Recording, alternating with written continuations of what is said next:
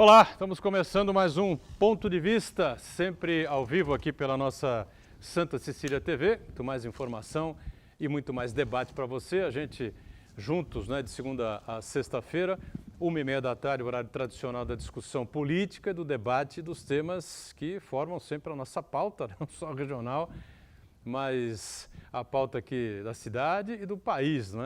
Na última sexta-feira, casou como poucas vezes, tudo aquilo que eu falo quando a gente abre o programa, que o programa é ao vivo e acaba às 14h30 com a reprise às 8 da noite. Nesse espaço de tempo só Deus sabe, às vezes até ele duvida o que pode acontecer na nossa confusa República Brasileira. E sexta-feira, então, todo dia acontece alguma coisa, mas algumas vezes algo de mais importante, de mais grave, enfim, a decisão do presidente de, no tapa, trocar o presidente, alterar, mudar o presidente da Petrobras. Bom, uma coisa é absolutamente certa, Se você consultar 200 milhões de brasileiros, 210 milhões de brasileiros, sei lá eu, com algumas exceções, aqueles mais informados, aqueles mais ligados aí nessa questão que envolve o petróleo no Brasil, ninguém quer saber da Petrobras para nada. Não interessa quem é o presidente da Petrobras, o que serve a Petrobras, quantas refinarias tem, quantas não tem, se vai ser pública, se vai ser privada, o diabo que os carregue. O que é que as pessoas querem? Chegar num posto, e está escrito lá, gasolina, R$2 o litro. Álcool, etanol, seja lá o que for, 1,30, 1,20. Diesel, 1,80, sei lá, 1,70. É isso que as pessoas querem. Então, mais uma vez está em debate, afinal de contas, o que é a Petrobras? É uma empresa estatal mista, capital aberto, na Bolsa, A penada do Bolsonaro, na última sexta-feira, jogou as ações da Petrobras, da Bovespa, para o chão, E hoje eu acompanhava aí o noticiário, até que um jornalista, acho que foi na Rádio Bandeirantes, fez a comparação, a inevitável comparação, a roubalheira toda do PT, e do Petrolão, gerou um rombo de 6 bilhões e não sei quantos bilhões à Petrobras, todo mundo lembra disso. O Bolsonaro, numa única canetada, na sexta-feira, com a queda dessas ações, todas as ações da Bovespa, que deve permanecer hoje ainda, enfim, amanhã, não se sabe, Nessa virada de sexta para segunda-feira, gerou um prejuízo de 20 bilhões de reais, à empresa, aos seus acionistas e aqueles que acreditam nela, que investem nela. Enfim, é uma situação completamente descabida, Mudar o presidente da Petrobras é prerrogativa do presidente da República, mas não fazer desse jeito que fez, Chama o cidadão, conversa com o cidadão, fala, olha, vai lá e diz para a imprensa que você tem um problema de coluna grave, que você não aguenta mais ficar sentado, que a Petrobras é muito pesada para você, que você está pensando em sair, essa coisa toda. Ou seja, faz uma coisa racional, com equilíbrio, Não uma penada daquela, e sai para a mídia detonando o Castelo Branco, dizendo que ele nem aí na empresa ia, que ele está 11 meses de home office, que ele não tem preocupação com o povo brasileiro. Até aí, eu acho que não tem mesmo, como o Paulo Guedes também não tem, enfim, Mas a verdade é essa, Nenhum de nós quer saber para que serve a Petrobras. O que nós queremos saber é o seguinte, como é que a gente faz para entrar no posto de gasolina, e está lá a gasolina a 1,80, R$2, 2,20, e está lá o álcool, o etanol a 1,30, 1,40, e o diesel a 1,50, 1,40, enfim, Que é para o povo continuar podendo abastecer o seu carro, para o transporte, de maneira geral, de cargas, mercadorias, essa coisa toda, continuar fluindo no país, Enfim, vamos discutir um pouco isso aqui no programa, E outras notícias importantes, por exemplo, o governador João Dória anunciou Bolsa Trabalho, hein? Bolsa Trabalho no estado de São Paulo, 100 mil pessoas vão receber R$450 por mês. Será um contraponto aí ao presidente? Sei lá. Segunda a sexta-feira, sempre aqui pela Santa Cecília TV, você confere também a reprise do Ponto de Vista às 8 da noite, programa que recebe hoje aqui o advogado nosso Rafael de Paula, E que vai participar e colaborar nesta edição. Prazer rever. Tudo bem, Rafael? Tudo bem, Edgar? Como vai Santana, Ursini? Prazer em estar com vocês aqui hoje, equipe. É sempre uma honra estar aqui, Edgar. A honra é nossa em recebê-lo, como também o empresário André Ursini, né? O diretor responsável, né? Presidente, não sei exatamente como é que ele se identifica, do Complexo Empresarial e Aeroportuário Andaraguá. E o André Ursini, claro, uma figura que é muito antenada em todos esses temas, todos esses assuntos, vai nos ajudar bastante aí em, quem sabe, apontar os caminhos para resolver esses problemas que eu acabei de colocar. Prazer revê-lo, Ursini. Tudo bem? Prazer é meu, mais uma vez estar aqui com vocês. Vai ser um prazer a gente conversar, principalmente sobre os caminhos que o Brasil tem que tomar, né?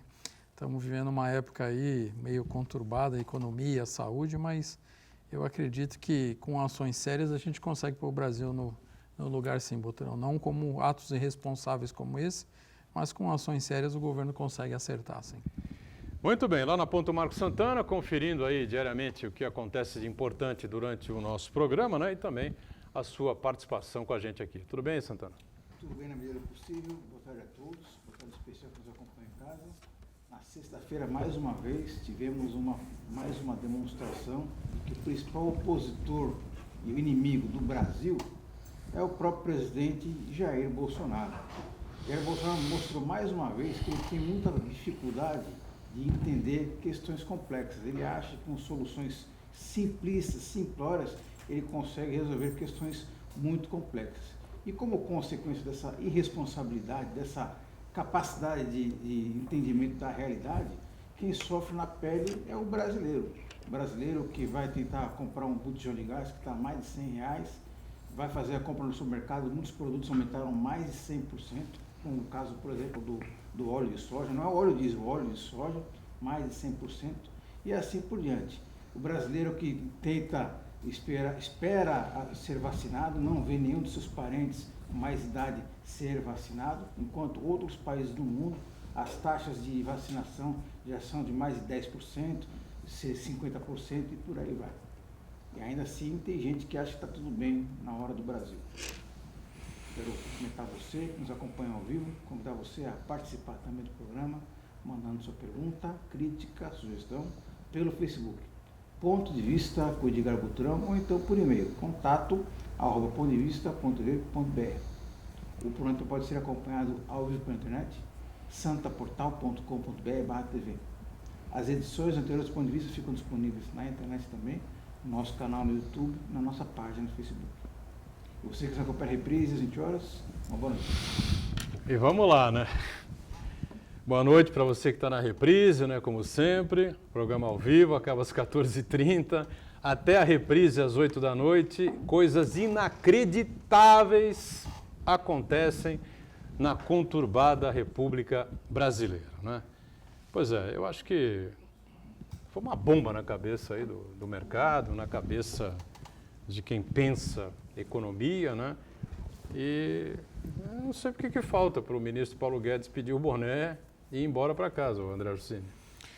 Olha, Boturão, no meu ponto de vista, eu já venho criticando o ministro há muito tempo. Eu acho que o Paulo Guedes, eu tenho o prazer de conhecer pessoalmente, como economista, é uma pessoa sensacional, mas como ministro deixou a desejar. Eu acho que até pela falta de coragem de enfrentar o presidente Bolsonaro. A gente sabe que o presidente é uma pessoa de personalidade forte, que não admite ser contrariado, mas a função do ministro é de instruir o presidente. E o Paulo Guedes tem deixado isso a desejar. Quando lá atrás criou o Pronamp, no começo do Covid, para ajudar as empresas, fez de forma errada. O dinheiro não chegou para as pequenas e médias empresas, chegou só para quem não precisava de dinheiro, não chegou para o pequeno comerciante, pequeno empresário que emprega 65% da população economicamente ativa no Brasil. Quando ele fez o auxílio emergencial, já sabíamos que o auxílio emergencial não poderia terminar no final do ano, que teria que estender para o ano de 2021, e nós já estamos praticamente aí na reta final de fevereiro e até agora só com uma promessa de que em março teremos algum auxílio.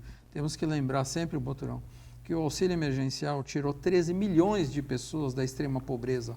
São aquelas pessoas que vivem com até R$150 por mês.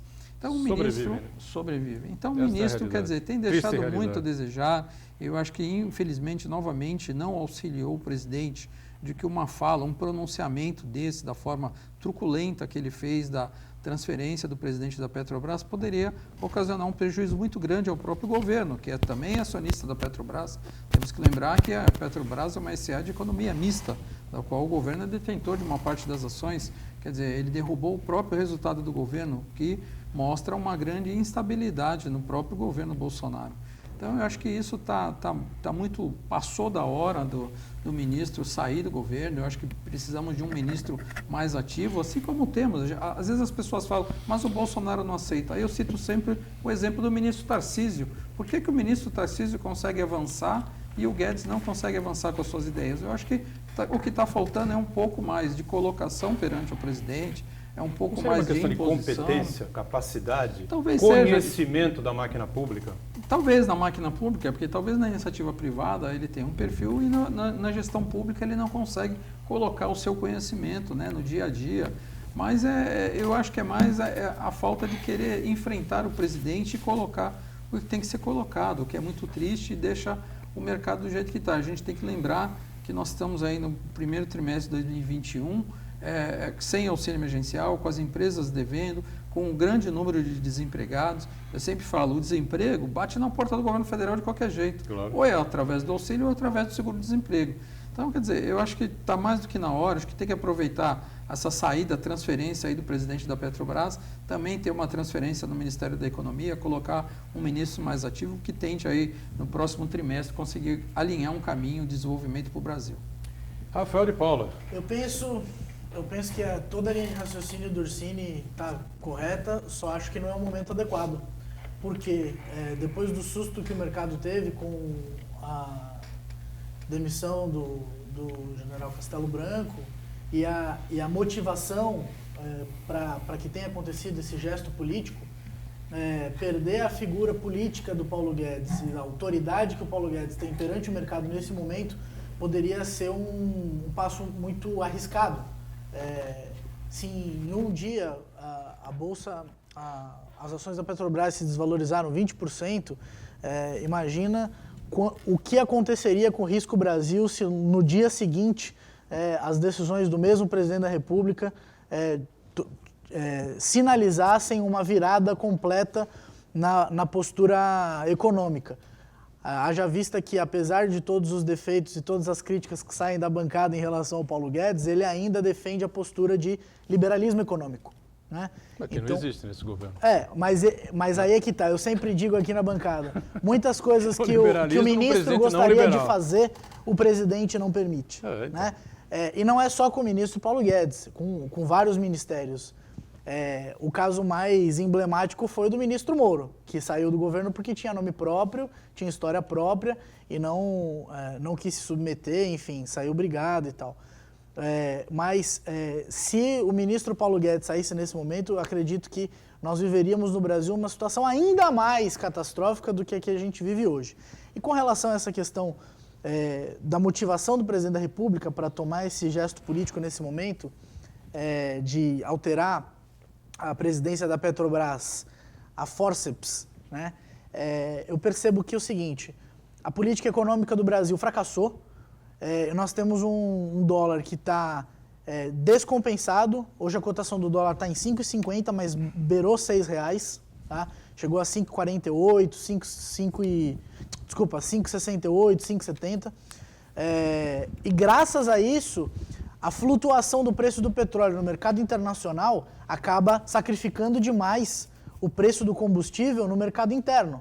Então, o grande problema não reside no fato da Petrobras ter escolhido na gestão do Castelo Branco e em todas as outras acompanhar o mercado internacional e prestar satisfação aos seus investidores. O problema foi que a política econômica do governo fracassou a tal ponto de fazer com que o dólar se torne insustentável. Então, é uma bola de neve. Graças a isso, o preço do combustível aumentou. E o preço do combustível é um dos gatilhos que gera a insatisfação popular. Sendo que o presidente da República, a grande preocupação da vida dele é se manter popular. Né? Isso, então, nós temos esse panorama. Bolsonaro é um populista de direita. Ele tenta jogar, exatamente, claro. Ele tenta jogar para a Petrobras essa pecha de que o problema do combustível era a gestão da Petrobras que não tinham um olhar para o povo. Mas, na verdade, não é esse o problema. Com o país, o problema é que a política econômica que ele adotou com mão de ferro foi extremamente prejudicial à balança comercial. Por um lado, existia interesse do Ministério da Economia em elevar um pouquinho o valor do dólar em relação ao que a gente imagina que fosse o ideal. Tanto é que o ministro Paulo Guedes ficou famoso por aquela fala em que ele dizia que as empregadas domésticas queriam desistir, queriam ir à Disney e tal, que tinha que conhecer o Brasil e que não era bem assim. Só que o governo federal perdeu o controle. Então, além de sinalizar no sentido de encontrar um testa de ferro para o problema que ele criou, ainda existe uma sinalização para o grupo dos caminhoneiros, né, que imaginam nesse gesto do Bolsonaro ao menos uma iniciativa ou tentativa de recuperar o preço do combustível e melhorar um pouco a margem de lucro da categoria. Então ele também se coloca em posição de populismo nesse sentido. Então são duas grandes mentiras que precisam ser expostas pela grande mídia e que vêm para fazer com que a população pense que Bolsonaro está corrigindo um problema gerado pela Petrobras, mas que não foi, né? E para finalizar minha fala em relação a isso, um último aspecto, a Petrobras tem seus investidores, que estão sendo chamados pelo Bolsonaro de pequeno grupo e dizendo que a Petrobras não tem que beneficiar, prestigiar um pequeno grupo, e sim a população brasileira, porque o petróleo é nosso, o petróleo não é de um pequeno grupo. Mas a realidade é a seguinte, sobretudo brasileiros, mas não apenas brasileiros, mas sobretudo brasileiros, investem as suas economias na Petrobras, tendo um olhar sobre a companhia como uma companhia que pensa com um olhar empresarial, né? Ela é uma sociedade de economia mista, ela não é uma empresa pública, ela não é um órgão estatal, ela tem que ter visão de mercado. Então as pessoas investem na Petrobras, colocam lá o seu suado dinheiro, né?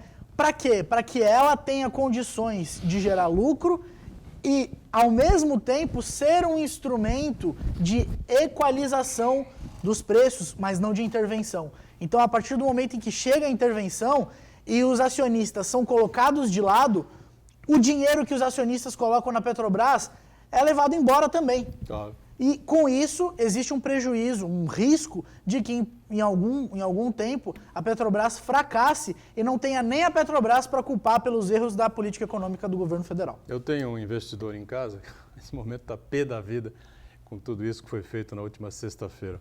Diga, Santana. Edgar Butrão, eu vou discordar do Rafael de Paula quando ele disse que não é um momento oportuno para trocar o ministro Paulo Guedes, utilizando uma própria fala dele mesmo, né? Rafael, você mesmo falou que a política econômica, se é que tinha uma, do Paulo Guedes, ela fracassou completamente.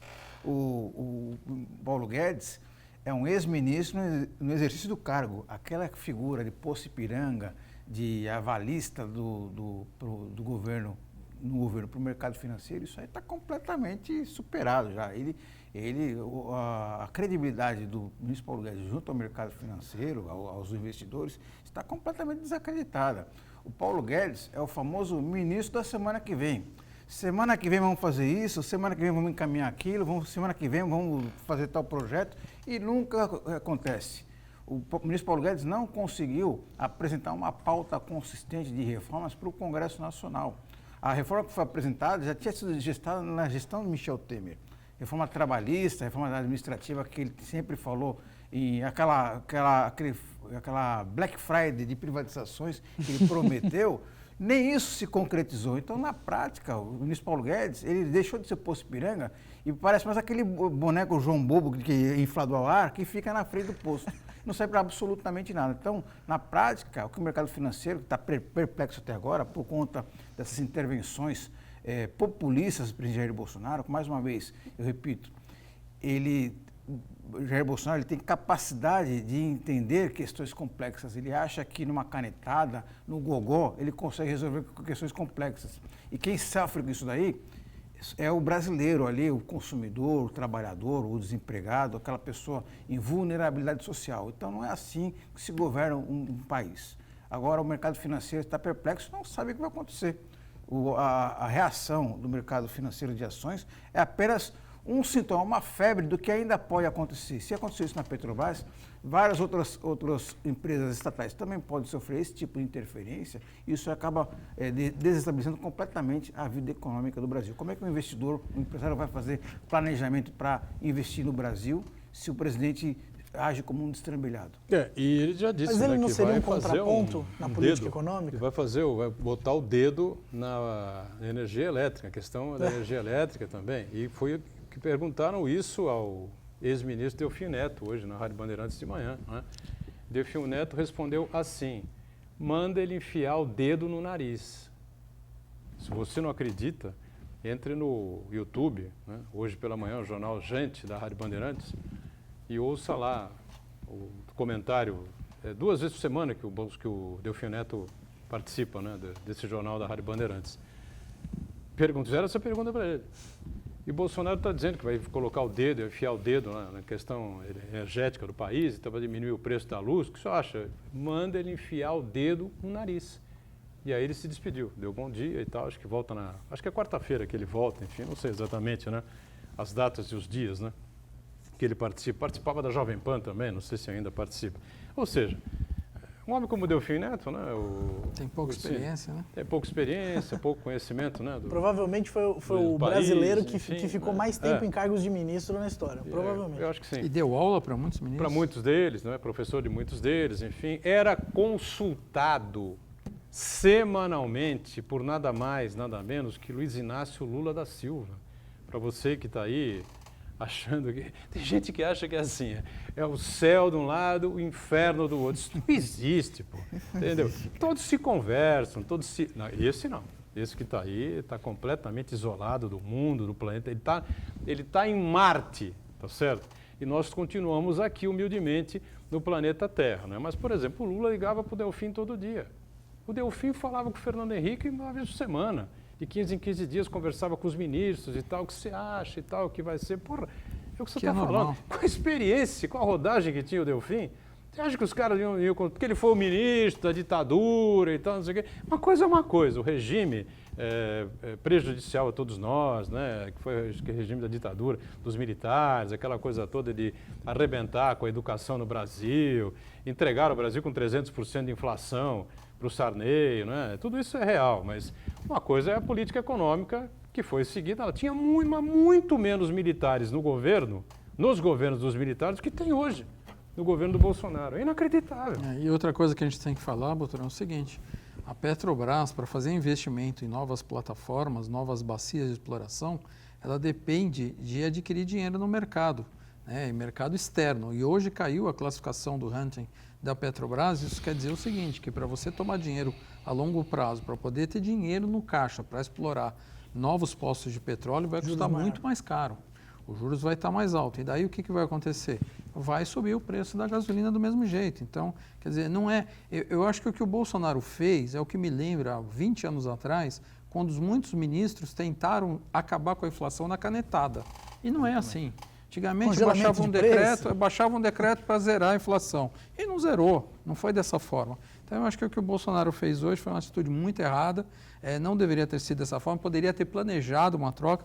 Aí, eu discordo, eu acho que ele deveria então ter primeiro trocado o ministro Guedes, depois o presidente da Petrobras, mas não da forma atropelada que ele fez. Porque o mercado fica inseguro. O mercado, eu acho que Bolsonaro foi eleito com 3 pilares no governo, que era o Moro, o Paulo Guedes, e já perdeu o Moro, deve perder o Guedes, quer dizer, e o governo está aí, o governo não deixa. Fica só o populismo. O Paulo Guedes virou um Pazuello da Fazenda. Um Pazuello da Fazenda, exatamente. Manda e o outro obedece e ambos são incompetentes. É o que eu falei, eu acho que falta para ele a coragem de enfrentar o presidente, de dar o conselho para o presidente, falar, presidente, olha, o seu bigodinho está torto. Entendeu? Nós precisamos ter uma fala certa de mercado, não aceitar aquilo que o presidente fala, colocar no mercado, um ato irresponsável. Eu acho que o chefe do executivo tem que responder pelos seus atos. Isso que teve desse prejuízo de 20 bilhões de reais aos cofres do governo, o presidente tem que ser responsabilizado por isso. E olha,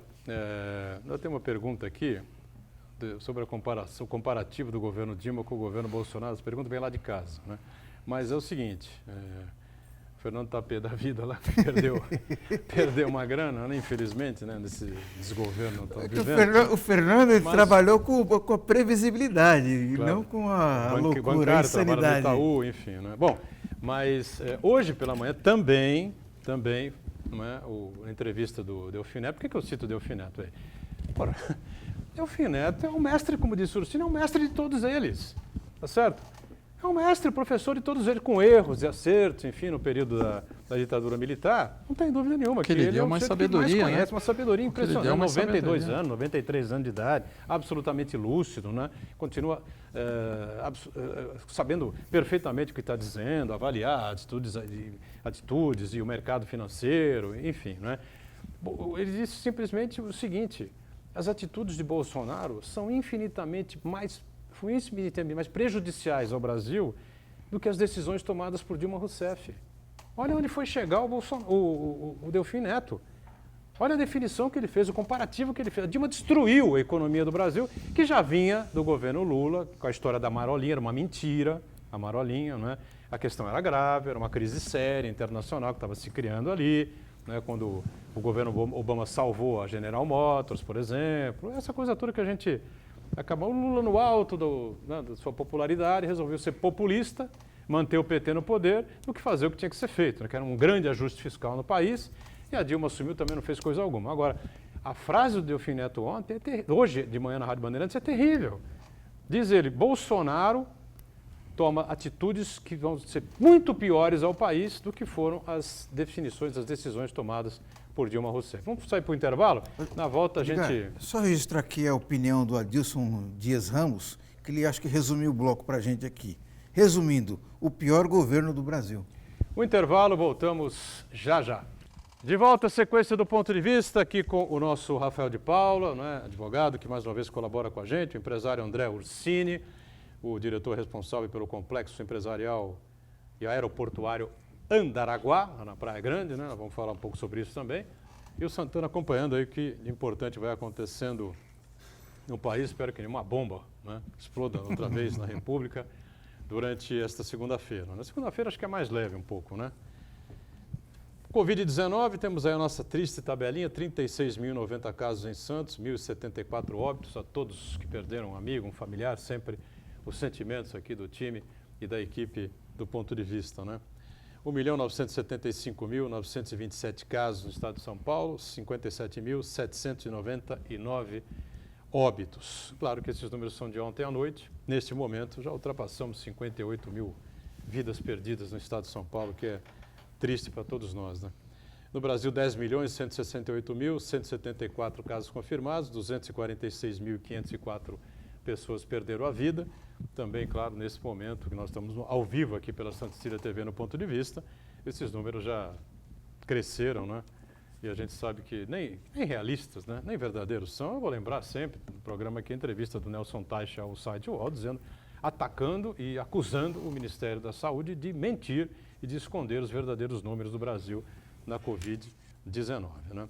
Bom, o Ursini, o General Joaquim Silva e Luna, ele era até outro dia, deve estar se desligando do cargo, foi desligado do cargo, acho já, né? Diretor-geral da Itaipu Binacional, e foi ministro da Defesa de Michel Temer. Hoje, entrevistado pela manhã, né, na emissora de São Paulo, ele disse que o presidente da República não falou nada a respeito de preços, né?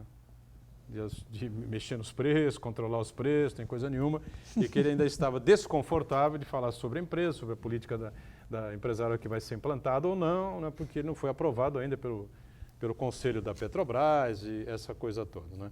Dá para ter alguma expectativa ou vamos só rezar mesmo? Não, acho difícil montar expectativa, né, Boturão? Até porque você não sabe o que vem o novo presidente aí, com que ordem do presidente de implantar o que dentro da companhia, né? Quando você assume uma empresa de economia mista, aberta no mercado, com ações negociadas nas bolsas internacionais, você tem que seguir aquela reunião do Conselho de Administração, né? da qual foi feito um planejamento de crescimento da empresa, foi feito um planejamento de ações, e o presidente espera-se que ele cumpra isso, até porque quem colocou o dinheiro, como disse o Rafael, quem comprou as ações, comprou baseado numa análise que ele fez de um crescimento de uma empresa. Agora, quando você vê atos como esse que comprometem o resultado da empresa, você pode esperar qualquer coisa. Esperamos que não tenha mais nada significativo, esperamos que o próprio mercado se recupere. A gente sabe que esse prejuízo demora tempo, né? Às vezes pode demorar 2 ou 3 anos para recuperar o valor das ações. A gente também tem que... O Bolsonaro quebrou a confiança do mercado na empresa? Olha, na empresa,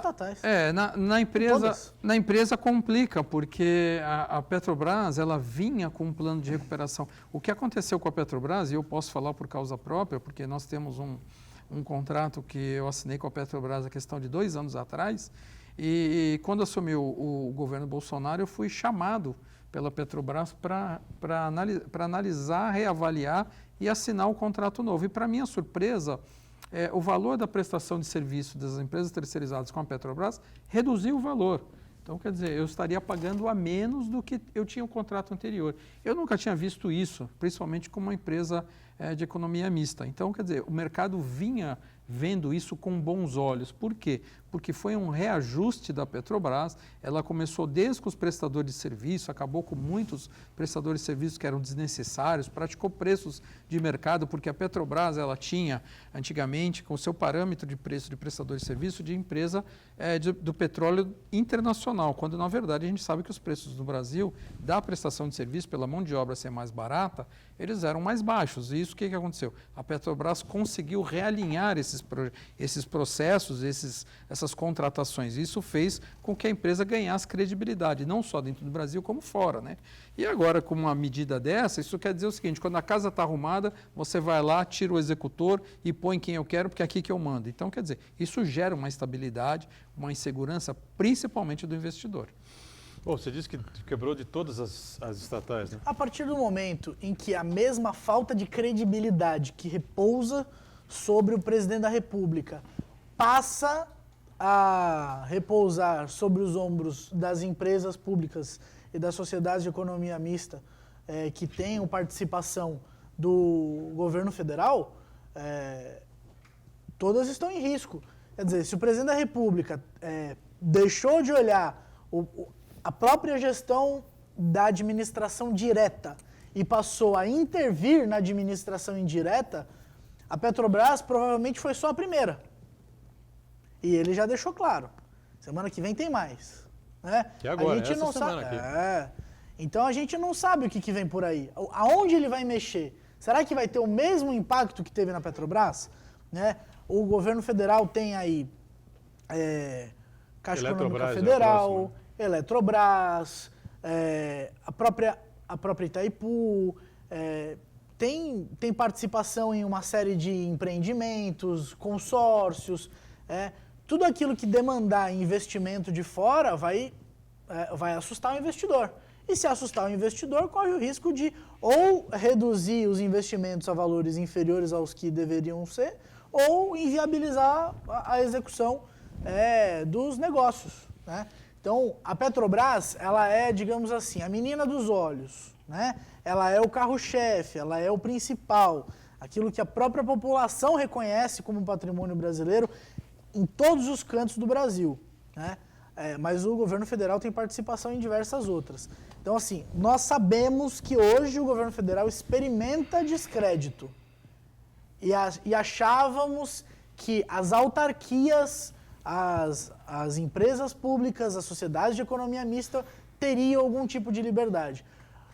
Particularmente entre todas as empresas públicas, sociedades de economia mista, que têm um envolvimento federal, provavelmente a que mais vai sofrer com essa postura é o Banco do Brasil, depois da Petrobras. Agora tem o seguinte, né? Vamos ao que interessa, como eu disse na abertura. Gasolina a R$ 5,00 o litro não dá. Etanol a quase 4, não dá. E o diesel, nem sei quanto é que está o diesel. Está por aí também. Eu sei que o que está não dá. 3,80. Certo. Quanto? 3,80? R$4, vai. R$4 o diesel é uma piada, os caminhoneiros estão desesperados e eles têm absoluta razão disso.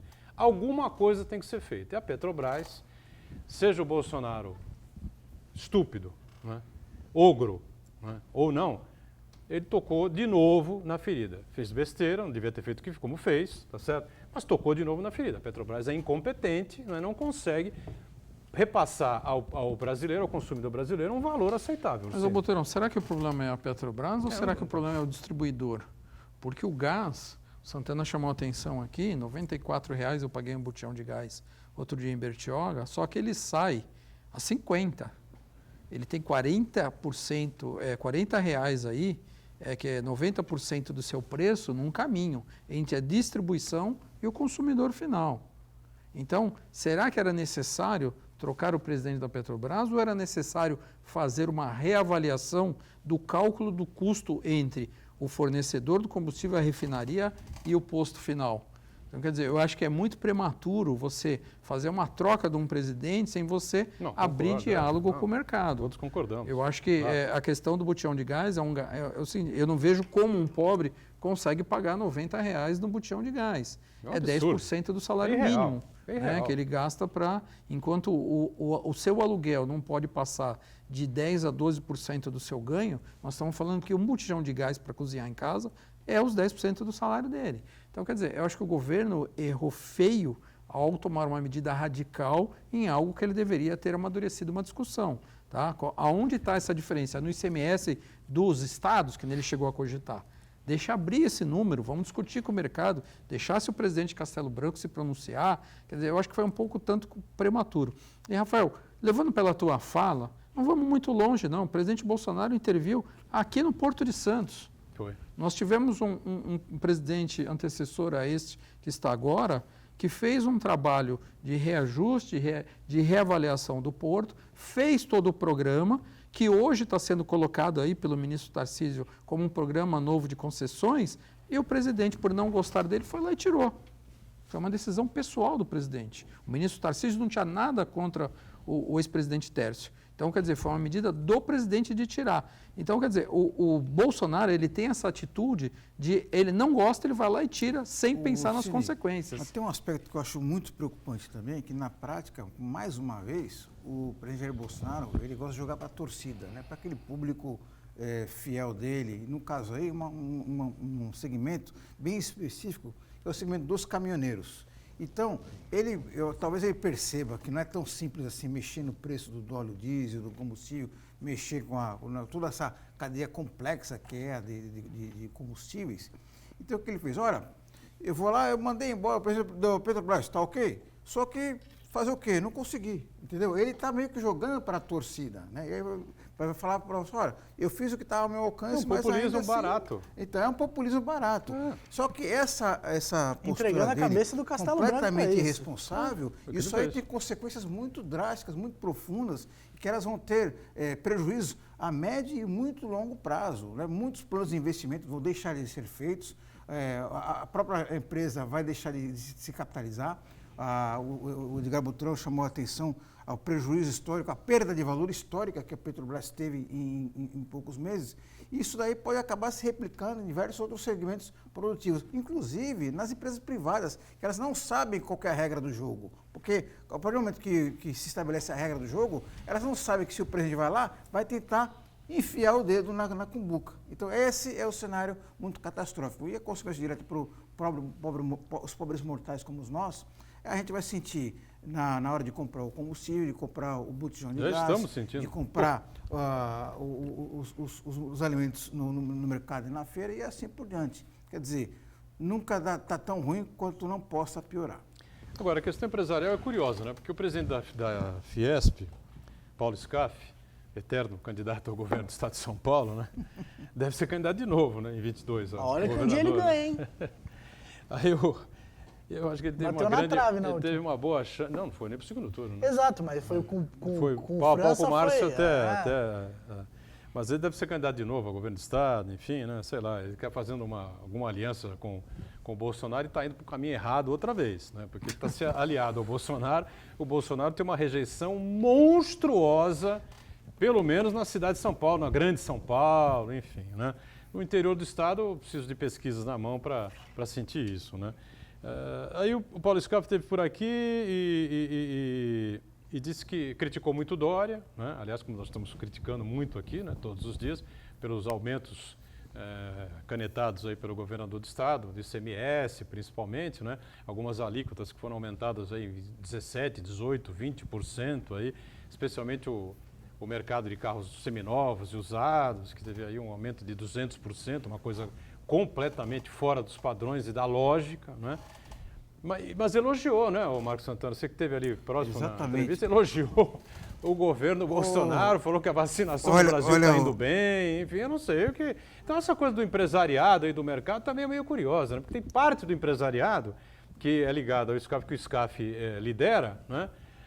Que continua fechado aí com o presidente, é uma coisa curiosa. É preciso diferenciar também a pessoa física Paulo Scaff e a pessoa jurídica Fiesp, né?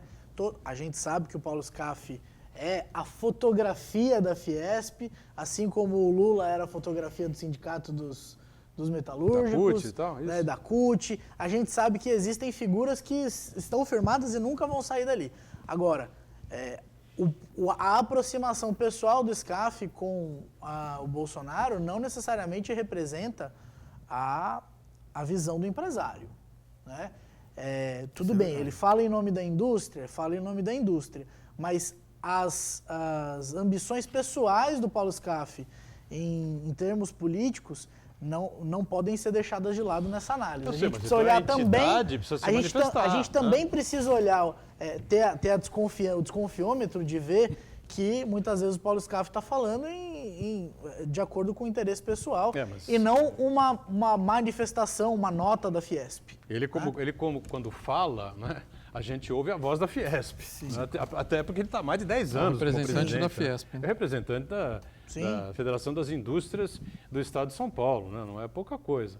Enfim, quer completar alguma coisa aí? Edgar, na sexta-feira, então, o Paulo Scaff cumpriu uma agenda aqui em Santos, visitou Porto Santos, teve reuniões com prefeitos aqui da região e depois ele foi recebido um almoço aqui num bom restaurante aqui na cidade de Santos e eu participei desse almoço e tive a oportunidade, tive a sorte até de fazer uma entrevista exclusiva com o Paulo Scaff e se tem o termo vergonha alheia, na sexta-feira eu senti o sentimento de constrangimento alheio, porque Paulo Scaff ele tentou a todo custo ali relativizar, minimizar o desastre que é o governo Jair Bolsonaro. Ele disse que a campanha de vacinação no Brasil vai indo muito bem. Você que não foi vacinado ainda, não teve seu pai vacinado, não teve seu avô vacinado, enquanto outros países do mundo têm taxas de 10%, 40% de vacinação. A Inglaterra, por exemplo, anunciou que até abril espera vacinar todas as pessoas com mais de 50 anos e até meio do ano todos os adultos. Quer dizer, o Brasil tem uma taxa de vacinação de apenas 2%. E Paulo Scaff ali falou que a campanha de vacinação vai indo muito bem, a política econômica do Brasil vai indo muito bem e ele pediu apenas paciência. Então você que está em casa, tenha paciência. Vamos para o intervalo, voltamos já, inclusive, para falar não só do Andaraguá, mas para falar também sobre essa novidade aqui do governo do Estado de São Paulo, né? Quase que uma Bolsa Família estadual, né? Já. Muito bem, o governo do Estado de São Paulo anunciou aqui, vou ler com calma, o presidente não, né? O governador, ele é presidente da empresa dele, né? O governador João Dória anunciou o tal Bolsa Trabalho. O que significa isso? R$ 450 para aproximadamente 100 mil pessoas, né? Numa primeira etapa, esse programa deverá pagar uma parcela única, né, de R$ 210 àquelas pessoas que têm comprovadamente frequência nos cursos de capacitação profissional do programa Via Rápida, né, que é organizado, que é gerenciado pelo governo do Estado de São Paulo. Bom, isso tem a ver com os 250 lá do auxílio emergencial? É um início de campanha eleitoral? O que você vê, Cursino? É uma forma que o governo do Estado está encontrando aí de querer fazer ou falar que o desemprego e ele está incentivando o empreendedorismo, né? A gente sabe que 210 ou 400 reais é muito pouco dinheiro, mas às vezes para alguém que trabalha em casa, que precisa comprar matéria-prima, É um dinheiro que faz a pessoa alavancar o seu negócio. Ou a pessoa que às vezes faz um bolo para comercializar, ou um tipo de salgadinho. Sempre é válido essas ações. O que tem é que chegar o dinheiro na ponta final.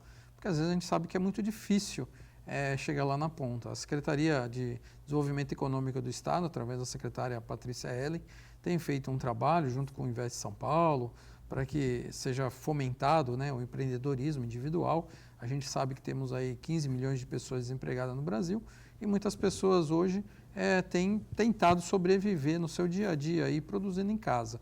Então isso talvez seja uma forma do governo do Estado aí querer colocar. O que mais me preocupa, que tem que chamar a atenção, é que esse dinheiro tem que chegar, seja os R$200 ou 400 ou 300, esse dinheiro tem que chegar para quem precisa, né? E tem que chegar rápido, porque não adianta a gente fazer projeto, colocar no papel e não chegar o dinheiro lá na ponta. Então, mas eu vejo que é uma tentativa do governo do Estado de mostrar ao governo federal como é que faz o caminho. Se a gente colocar, Boturão... Bom, é um contraponto, né? Não deixa de ser um contraponto do Dória ao Bolsonaro. Se a gente colocar no ano de 2020... nós tivemos um aumento de quase 4 milhões de microempresários individuais a mais do que no ano de 2019. O governo comemorou. Eu, infelizmente, não tive a mesma visão. Eu vejo que são pessoas desempregadas tentando sobreviver. É diferente. Então, né? uma outra forma de ver a situação. Até porque para se fazer empreendedorismo, você tem que ter uma base educacional, né? Você tem que ter um certo preparo, né? Conhecimento de alguma área com a qual você sempre sonhou atuar. Não é uma coisa assim, né, o Rafael? O empreendedorismo é matéria que eu particularmente sou muito afeto a ela. A Associação Comercial de Santos, eu sou vice-coordenador do Núcleo de Jovens Empreendedores, tem fomentado o empreendedorismo através do Núcleo de Jovens Empreendedores, fazendo diversos eventos, como, por exemplo, a CSJ Entrevista, com grandes personalidades, com encontros que agora foram suspensos por conta da Covid, com empresários, com grandes palestras, muitas vezes com grandes empreendedores. A gente já chegou a trazer até o Ike Batista, enfim. E agora nós vamos, com uma parceria com o Sebrae, fazer um curso de empreendedorismo para quem quer começar o seu negócio. Vai ser na Associação Comercial. Mais informações vão ser divulgadas na mídia a partir do momento em que for assinado o convênio. E esse tipo de medida, Edgar, vem preparando as pessoas para empreenderem, né?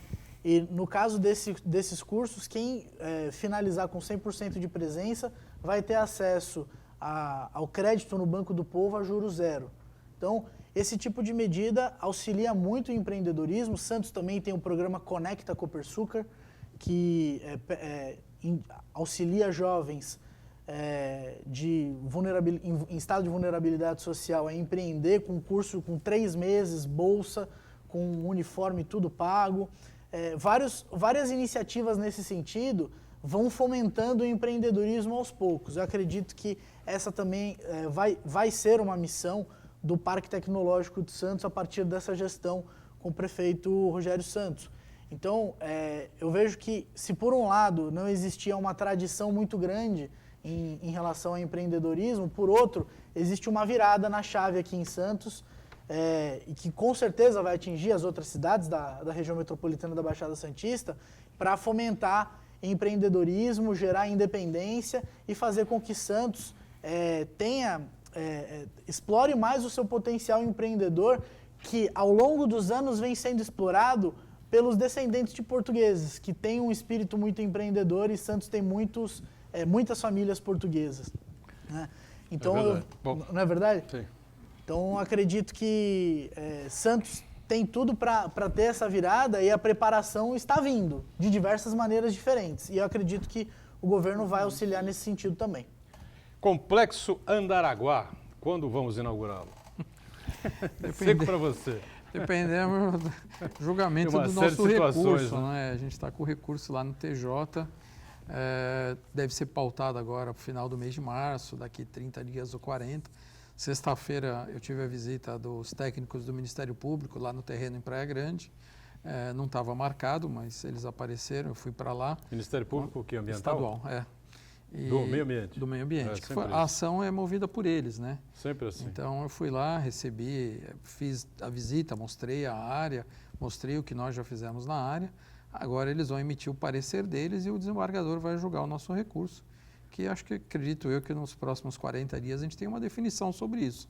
E a definição sendo positiva, a gente continua o empreendimento. Se a definição for negativa, eu particularmente tomei a decisão de não continuar no empreendimento, porque já são 16 ou quase 17 anos que eu trabalho nisso, e um recurso para Brasília vai mais 4 ou 6 anos, eu não vou ficar 20, 22 anos tentando gerar emprego. Então, eu espero que realmente reverta agora no mês de março aí essa decisão judicial. Para a gente visualizar as pessoas que não têm assim muito entendimento, não têm conhecimento do que deve ser o Andaraguá, né?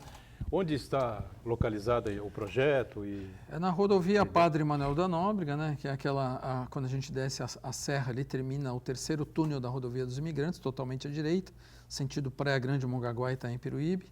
É uma área que tem quase 3 quilômetros de frente para a rodovia, são 12 milhões de metros quadrados, da qual a gente vai ocupar apenas 19% dessa área, 81% é área de preservação, e ali vai ser construído um aeroporto, uma área com 1 milhão de metros quadrados de galpões, uma torre de hotel, uma torre de escritórios e um mall com 87 lojas.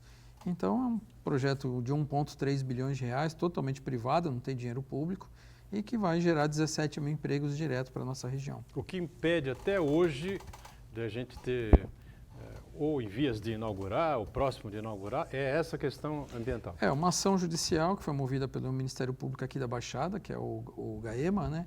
O Grupo de Atuação Especial do Meio Ambiente do Ministério Público, uma ação dizendo que ele é contra a implantação do empreendimento. Essa ação foi julgada improcedente no ano de 2015, o Ministério Público entrou com recurso no Tribunal de Justiça e foi julgado em setembro do ano passado, dando favorável ao Ministério Público. Nós tivemos que paralisar o início das obras. A gente havia adquirido da CETESB em março a licença de instalação, que é que permite começar a obra, mas antes de iniciar a obra a gente tem que entrar com afugentamento de fauna, resgate de herboplasma, quer dizer, toda aquela preparação da área para que o meio ambiente não tenha prejuízo, né? E em razão disso a gente teve que paralisar na medida judicial. Aí nós entramos com um recurso explicando ao tribunal que entre o julgamento da ação civil pública movida em 2015 e o ano de 2020, o projeto foi readequado, inclusive por solicitação do IBAMA. Tentamos trazer à luz do desembargador esse entendimento e agora está nas mãos deles aí julgar se quer ou não o empreendimento na nossa região. Diga, doutor, sem cair no mérito da decisão em si, se